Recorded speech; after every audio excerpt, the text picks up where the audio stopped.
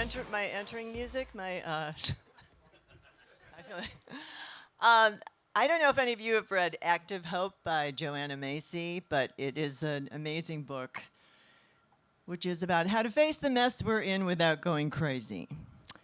Everyone in this room knows that we can no longer continue business as usual. It's time for the great turning, and we all have our part to play. Today we are going to hear from two young couples who are doing just that.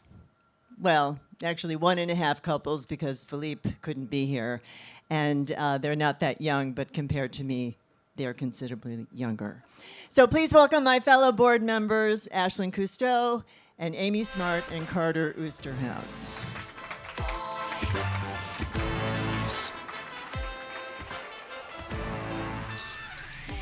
I feel like we're pretty young. Yeah, sort of. It's all relative. Backstage. I'm like, no. It's all relative. It's relative. Okay, you guys are all performers, parents, and now you've launched sustainable companies. Mm-hmm. What was your intention, and was it just to make the rest of us look lazy? Do you guys want to start? No, go ahead. Okay. Go ahead. So, yes, I think as parents, you have that moment, right? That aha moment, or when you have family members that have kids. But when you look at that next generation and you look at them in the face and you really think, shit, I got to do something.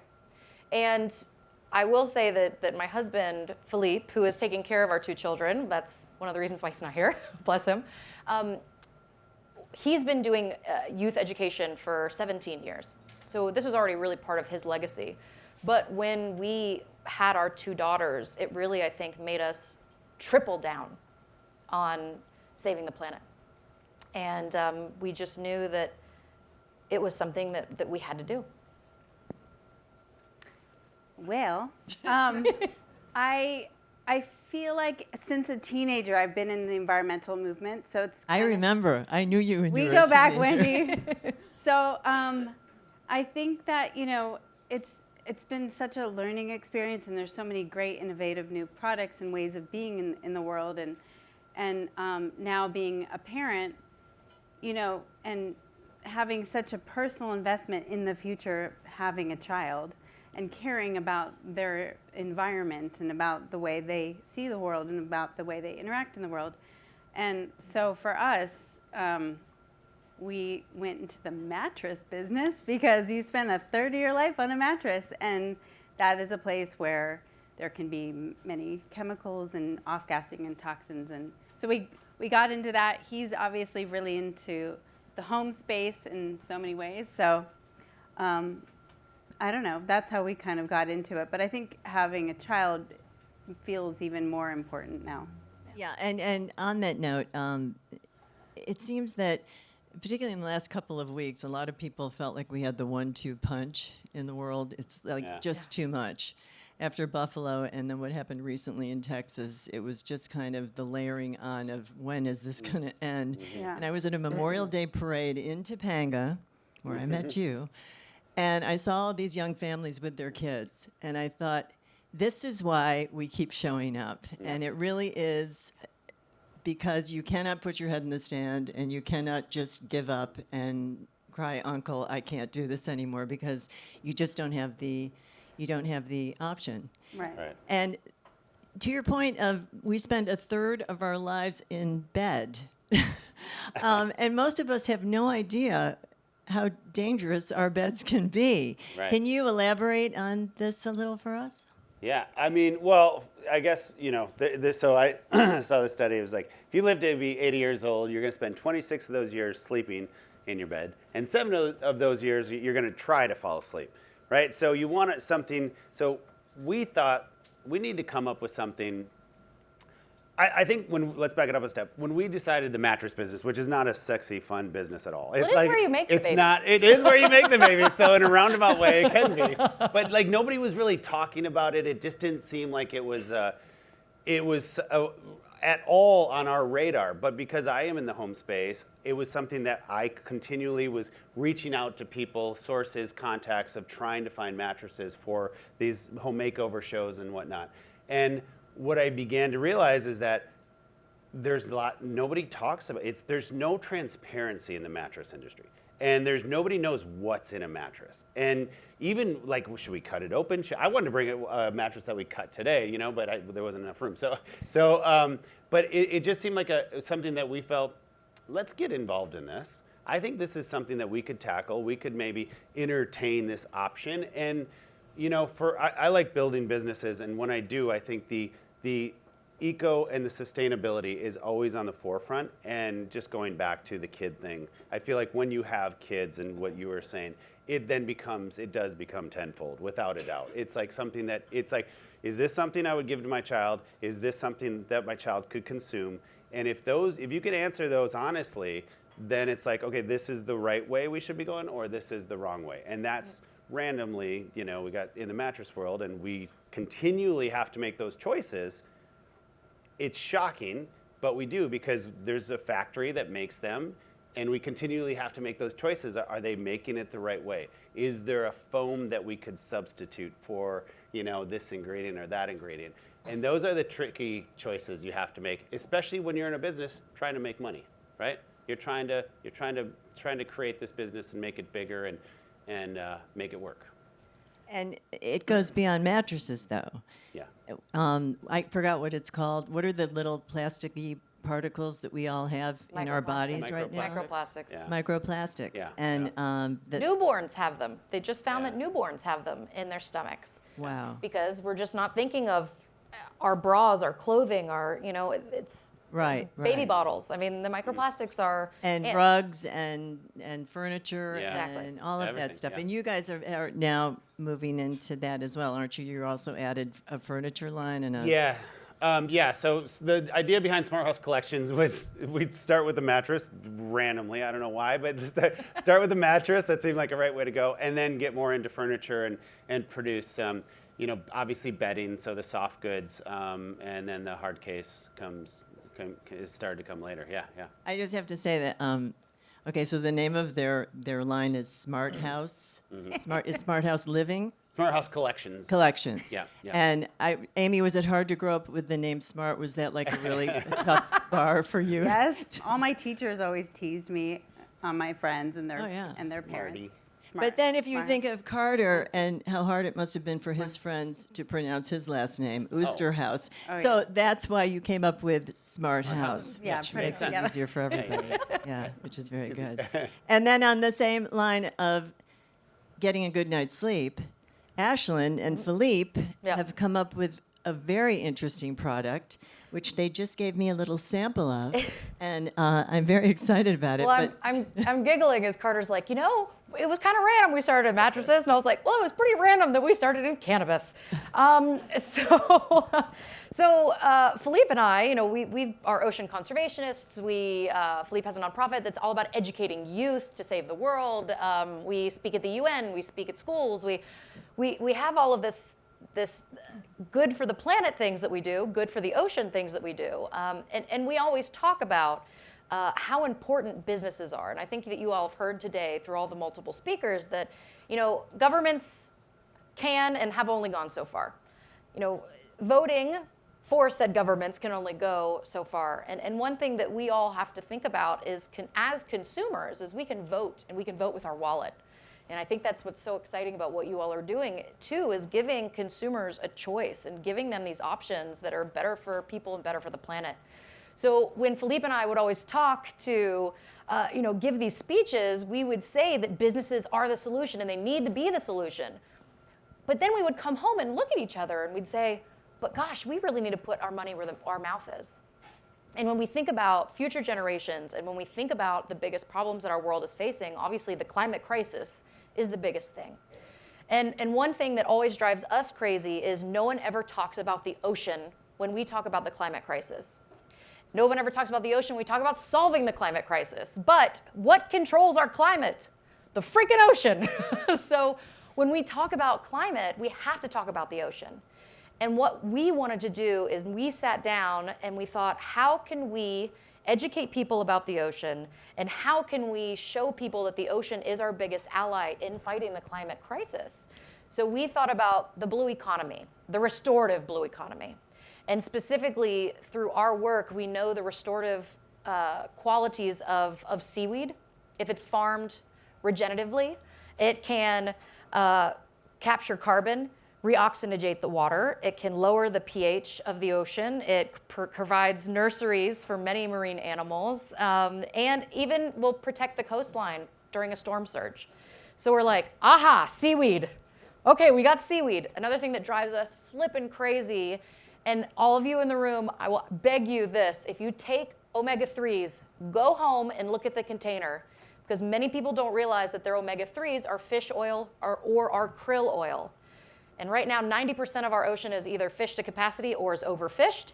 And krill is this amazing key species in the Southern Ocean, which actually is what controls our climate and our entire ocean food web. But when you take these supplements, you're actually fishing out all the fish, literally grinding it up to take it for ourselves, but it's not very water soluble in our body. And the kicker is fish and krill don't make omega-3s themselves. They get it by eating algae. So all we have to do is switch to algae pills. So that was another thing for us. We're like, okay, we have seaweed, regeneratively farmed seaweed. We have vegan omega-3s. Where else can we combine this into an industry that is kind of new, that maybe doesn't have a lot of sophistication in it? And that's when we thought of cannabis. It was also COVID, and dispensaries in Cannabis were deemed essential businesses. So like Sephora wasn't open, but you could go get some weed down the street. So for us, it was really that aha moment of, you know what? These are consumers that already care about the planet, usually. And these are consumers that don't necessarily have other products that have put any other active ingredients in them. They're products that work. I mean, they got me over my postpartum. They fixed Philippe's old whitewater rafting injury, which that sounds so crazy that my husband has a whitewater rafting injury.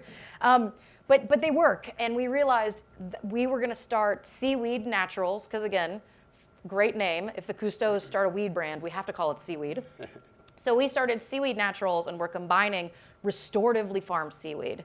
We're using vegan omega-3s, and we're using regeneratively farmed cannabis to save the planet, but also to save people. And I think at the end of the day, that's what is so important that companies are doing, like yours, and companies like Bayo that Sarah Olson has started. It's these companies that are thinking about people and the planet. Because when we just think about people, that's what got us into this mess. And governments can only do so much. Businesses really need to step it up. And that's how we'll save ourselves. So how do you ingest, smoke, eat, chew? Are they all cannabis? Does it taste like Yeah. seaweed? So How right does it now, work? I love that. Right now, we launched with cannabis. Everything's fully medicated, but at the end of the year, we're launching just an omega-3 supplement. We'll have no THC in it. It's truly a wellness brand. We just wanted to get off the ground during COVID, during lockdown, and we were like, woohoo! So we're starting in cannabis, but it's really truly a whole wellness brand. So right now, it's edibles and topicals. So we have gummies, a daytime that's super fun, a nighttime that helps you sleep, modeled after the one that got me over my postpartum. I just couldn't sleep when I was done breastfeeding. I was a mess.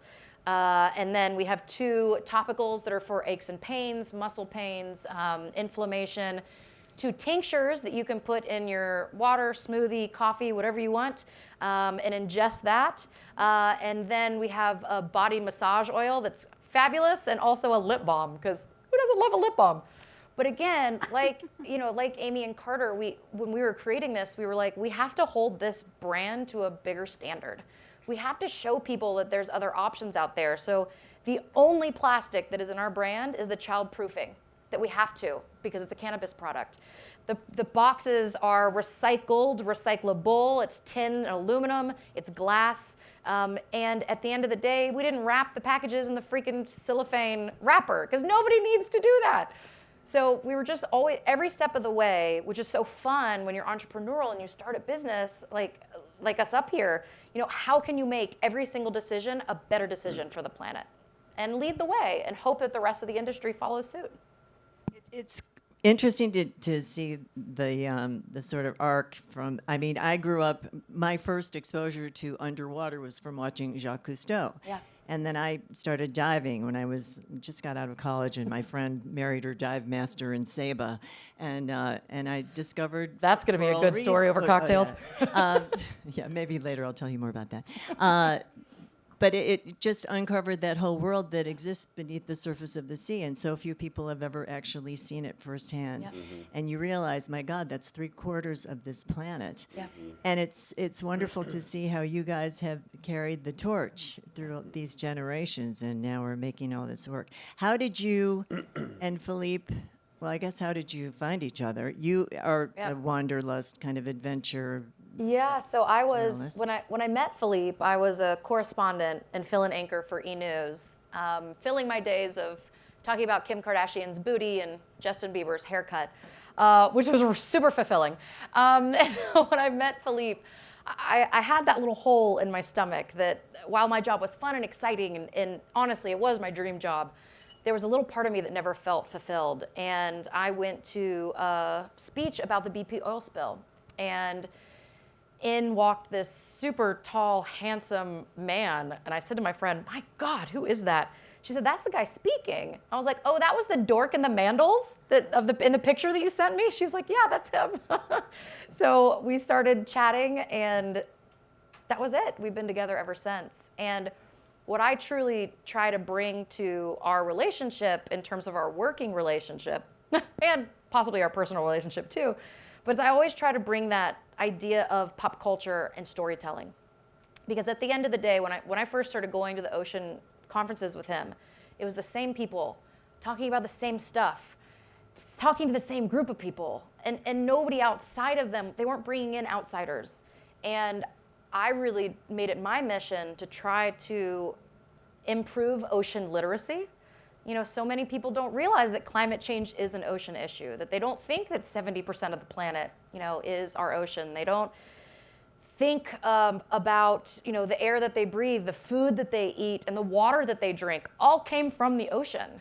And truly, the ocean should be first and foremost in our mind all the time. Without a healthy ocean, we're screwed. What do we look for in Mars? We look for water. We look for an ocean.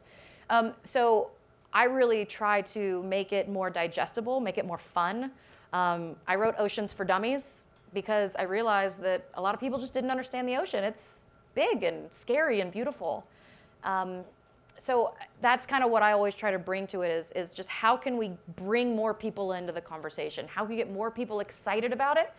And if starting in cannabis gets, people excited about the ocean, great. Yeah, you sure got my attention. No, and it's what Debbie was talking about before, and I think it's part of the whole mission of EMA from the very beginning was how do we tell stories in entertaining, interesting ways that will help move the dial and get people actually to change the paradigm and to become aware and become educated and want to be part of this mission. You guys have been together for what, 12 years now? Yes. Did I get that right? Yeah. It was a wild guess. That was good. Close.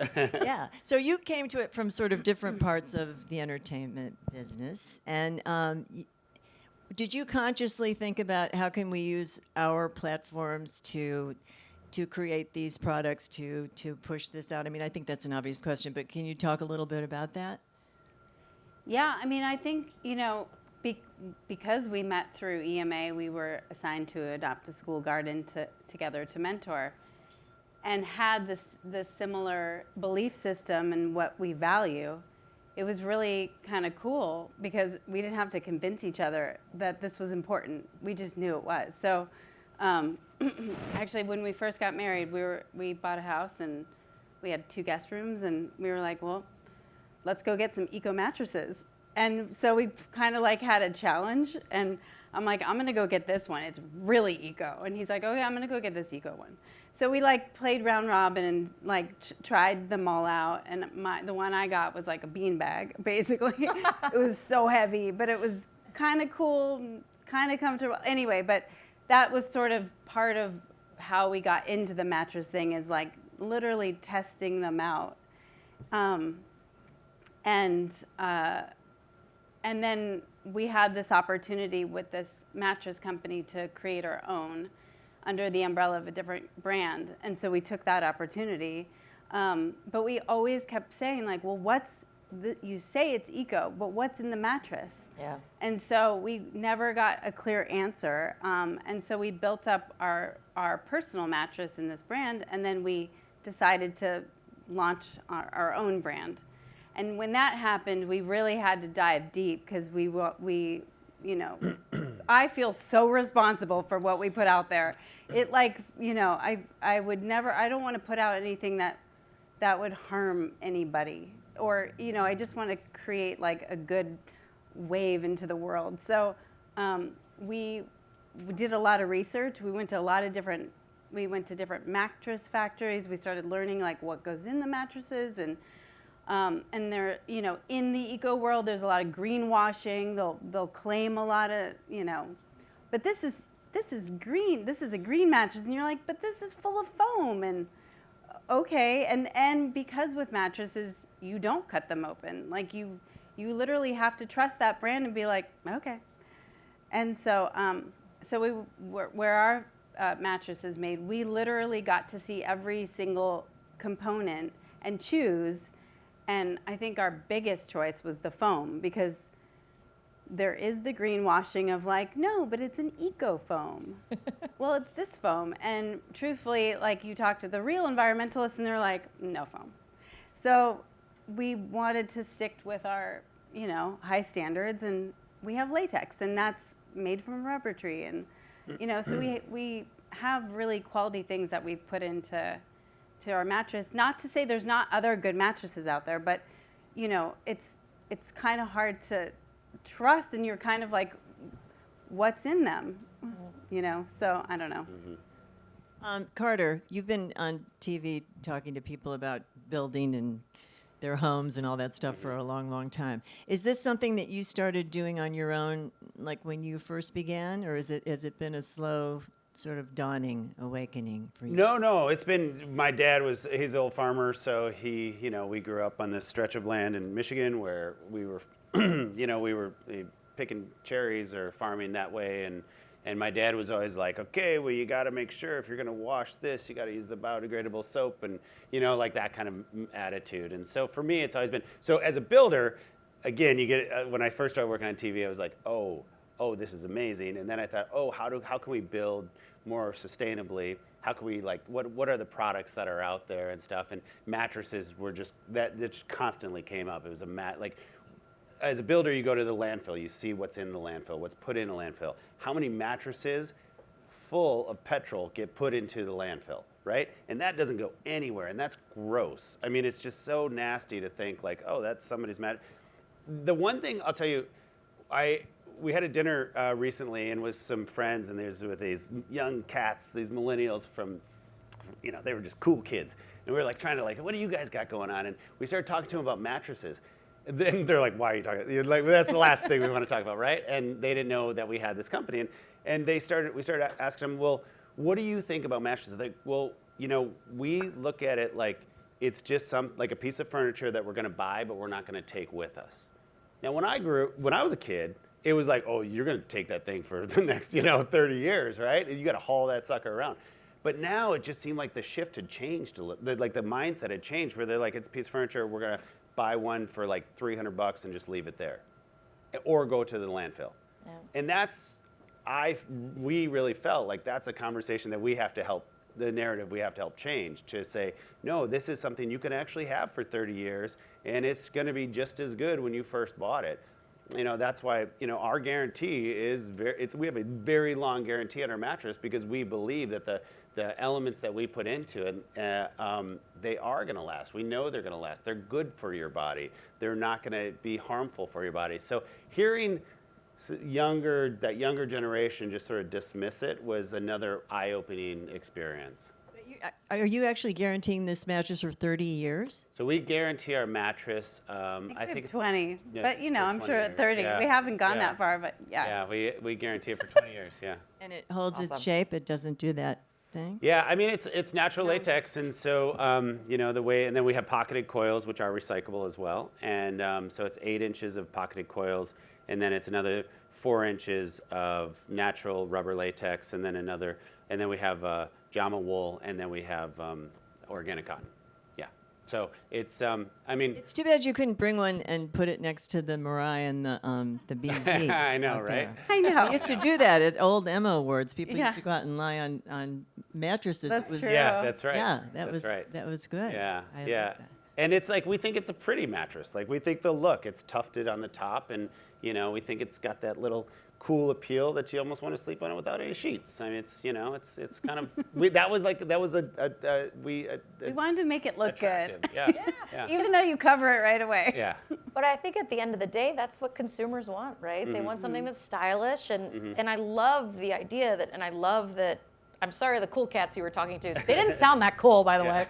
But because I do think that people really are starting to go back to slow fashion, slow food, slow mattresses, and really, you know, make that one. It'll be expensive in the beginning, make your investment, but over time, you save money because it's there and you have it forever, and it's built well without nasty chemicals and, you know, without wearing plastic or sleeping on plastic. I mean, that's something I think that thankfully consumers are starting to move back to that again. Move back I to the mean, ideas of, you know, even farming with their family. My daughter, who is here right now, she is sort of gave up on the whole idea of buying the next trendy thing, and Yeah.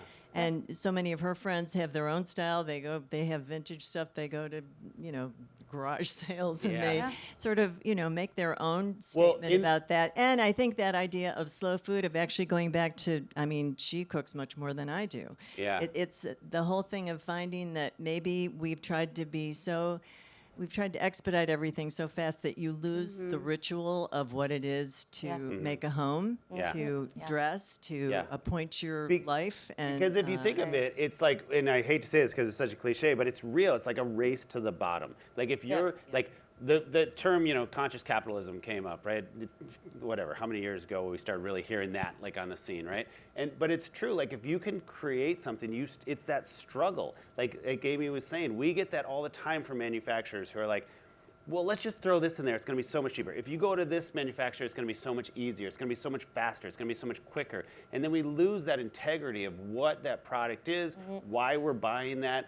Like, you know, you go so many levels on who we are as people, you know, the morals and the values and stuff. And, you know, again, it all, for us, and I'm not saying that it's for everybody, but for us, it's easy because it's like, if that's something that we would give our child, that we would feed our child, and if we can agree with that, then we're going down the right lane. You know, if we're not, okay, we got to rethink this and reevaluate. And traceability too. I think like that's what consumers want that now, right? Consumers want to be able to say what is in this mattress, or how did you make? What is in your, you know, in your products? What's in the packaging of your products? That traceability is, you know, and everybody needs to work on traceability. That's actually what the Toyota people were talking about too. It's so hard, but that I think is the next key to the puzzle, and that piece of the puzzle. Sorry, and that I really feel like brands that are embracing this and that stand for traceability and stand for authenticity. That's what is going to move out and above the cheap crap. Right. Truly. And how have you guys figured out a way to create a mattress that would be affordable for people who can't spend a lot? It sounds like this is a pretty special mattress, and with You know what? things, I mean, we really are not making a ton of money off it. Like, it's really super high quality. It's within the like $2,000 to $3,000 range, and so like the bigger mattress companies will charge so much more. We're really trying to keep it. We're trying to keep the quality and the integrity of it without like totally jacking up, like, you know, the back end. So, but it's like, what are we valuing, right? Okay, so you spend $3,000 over 30 years, and you spend a third of your life on it.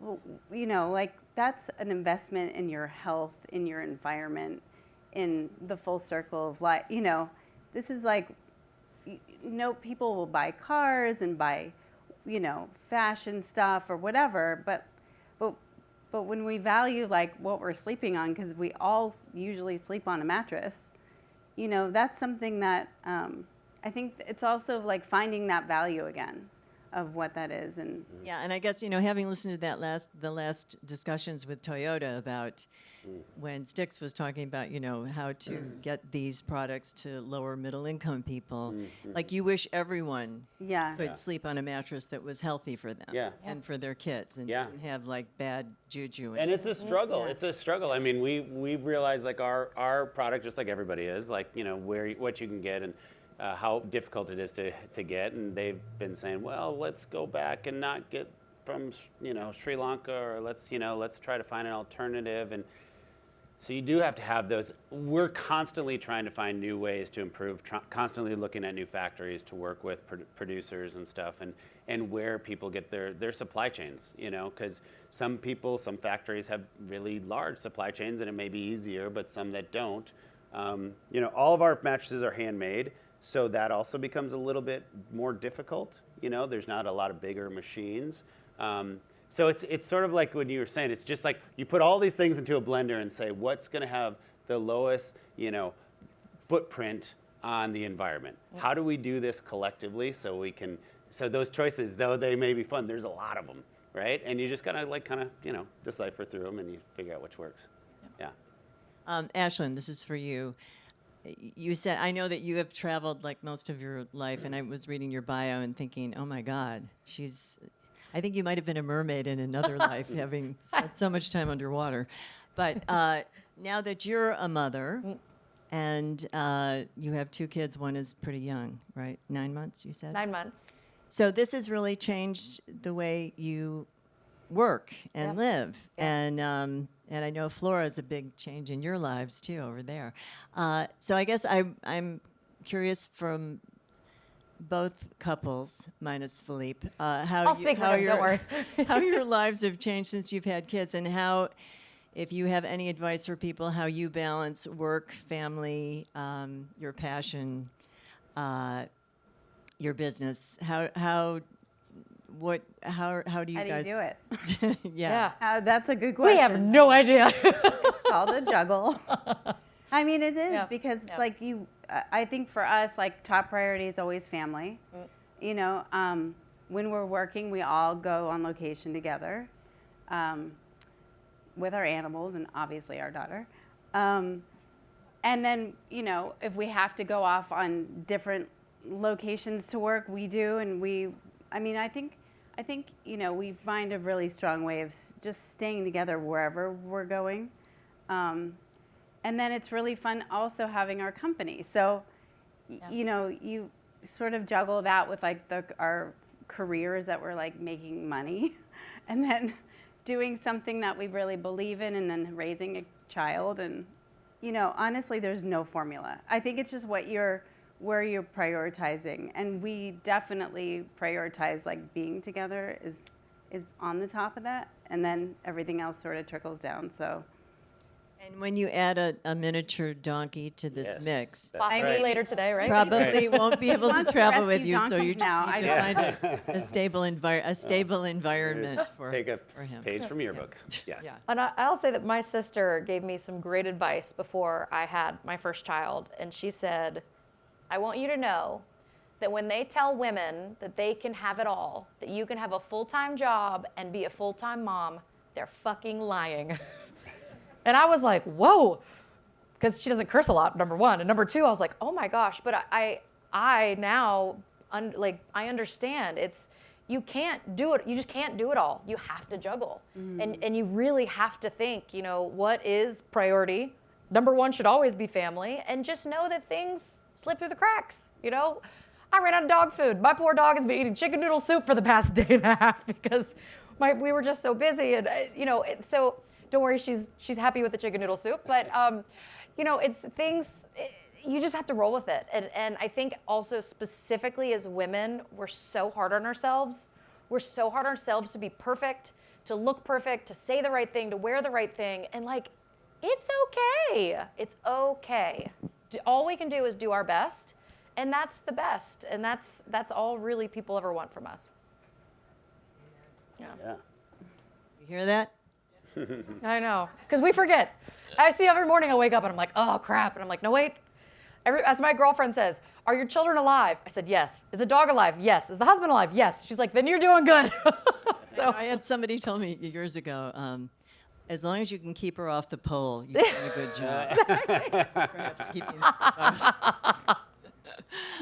do you have any advice for people who want to start their own businesses? I love that you said that, because a lot of people always ask Philippe and I, what advice do you have for kids that want to start nonprofits? And we always say, please, for the love of Pete, do not start a nonprofit. Start a business. Because nonprofits are great. Nonprofits are amazing. Nonprofits can save the world. But there is a lot of them already. There's so many that are doing incredible work. Find one of those and partner with them. But to truly change the world, make it a business. Because money runs this world at the end of the day, right? It really does. You need to make a business that is impactful, that helps people and helps the planet. Because at the end of the day, that's what's going to change the world. And I think for anyone that wants to start a business, truly think of what excites you, how you can make a difference. And technically, sustainability, do we want to sustain the planet the way it is right now? Do we want to sustain, in my lifetime, in the last 40 years, we've lost 50% of the biodiversity on this planet? I mean, like I said, 90% of the fish stocks are fished or are overfished or fished to capacity. We all know superstorms and air pollution for our kids. Do we want to sustain this? I don't think so. We want to regenerate it, right? We want to restore it. So we want to start companies that do this, that have positive impact and that really can help the world heal itself. Because I've seen with my own eyes underwater how the power that nature has to heal. We just have to give it a little bit of chance. And so if we can create these businesses that help people and help the planet, that's how we're going to turn it around. Bravo. Does anybody have any questions for this lovely panel? How much do your products cost? Are they out there in the gift bags? The seaweed? Well, technically, since it's fully medicated, we weren't allowed to do it. But that's what I forgot to say. Oh my gosh, Philippe would have been so mad at me. Okay, if you go to SeaWeedNaturals.com and you're over 21, we are doing a 25% off. So the code is OCEAN25, SeaWeedNaturals.com, and you can get anything that you want on there delivered right to your home. They'll ask you for your driver's license. Don't be freaked out, but it is marijuana, so they need to make sure you're over 21. But put in OCEAN25 and you'll get 25% off everything. We just launched about 2 months ago, so we're not in a lot of dispensaries in LA. We're in one over in North Hollywood, and we're hopefully, if the meeting went well earlier this week, we'll be in a big chain here in Los Angeles. But right now you can get all of our products right there. The gummies go for about $22. The body oils are like, oh my gosh, Fleet's gonna be so mad at me. The balms are about $48, I think. The tinctures are pretty expensive, but they go a long way. And there's really everything from chapped lips to not being able to sleep to if you have like a sciatic nerve, like anything, this will help with pretty much everything. Come find me later, tell me what's wrong, I'll tell you what to get. And she said that, and the code is OCEAN. Ocean 25, because there's only no one S on the ocean. End. Helping you. There's only one ocean on this planet. Anybody else have a question? Well, thank you, lovely panel, for Thank you, Wendy. being with us Thank you, today and Wendy. sharing Appreciate your it. fabulosity. And thank you, Emma, for bringing us all together, as Yeah, always. absolutely. Yeah. Oh, Thank you. Oh, I see another Oh, wait, question. 1 second. Francis is back. Can we get your mattresses now? Do you have a website? Yes, smarthousecollections.com With an S, right? with an S. SmartHouseCollections.com. And do you sell those direct to people? Yeah. So we sell those direct, and they're pack rolled, so they come in, from UPS, FedEx, whatever, and they will pack roll them. They burst out onto the. So they're easier. They're still heavy. It's still a bit of latex, so they can get a little heavy some. But yeah, And we'll put Ocean 25 if you want to put a mattress. I can go after this. I'll put Ocean 25. And Yay! so if you want to get a mattress, anybody, Ocean 25, Smarthouse Collections, or bedding or anything like that, pillows too. Yeah. I didn't even think about that. I'm horrible at this. That's right. I mean, if you take our know. it's called Low Tide. If you take the Sleepy Gummy Yeah. on one of your Low mattresses, Tide. And you'll you be will good. have the best night of sleep ever. Yeah, Low Tide and High Tide. Those are our gummies. That's cute. All right, let's thank our lovely Thanks, guys. panel Thank for you. this. Thank Thank you so you. much. Everybody.